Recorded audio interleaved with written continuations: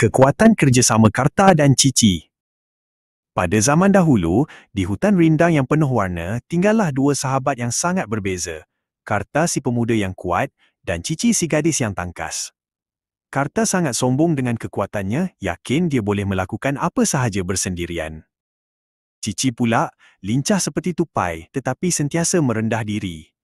Dia tahu setiap orang mempunyai kelebihan, dan kelebihan terbaik adalah membantu orang lain, bukannya menunjuk-nunjuk.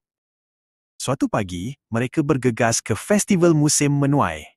Tetapi, jalan utama telah dihalang oleh batang pohon purba yang sangat besar dan berat. Ia melintang di laluan seolah-olah sebuah dinding kayu. Mudah saja. Karta ketawa sombong. Dia menolak balak itu dengan seluruh kekuatannya. Dia berpeluh dan mengaum, tetapi balak itu tidak bergerak seinci pun. Kekuatannya yang perkasa tidak berguna. Karta jatuh terduduk terengah-engah.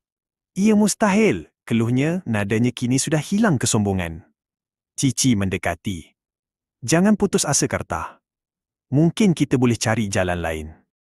Cici melihat celah di bawah balak. Dengan kelincahannya, dia cuba merangkak masuk dan menarik dahan kecil yang tersangkut di bawah, berharap dapat memberikan sedikit daya ungkit. Tetapi dahan itu patah di tangannya. Cici dan Karta menyedari, kekuatan Karta sahaja tidak cukup untuk daya ungkit dan kelincahan Cici sahaja tidak cukup untuk menampung berat balak itu. Mereka perlu menggabungkan apa yang mereka miliki. Karta, kata Cici, menunjuk sebatang dahan besar yang kukuh.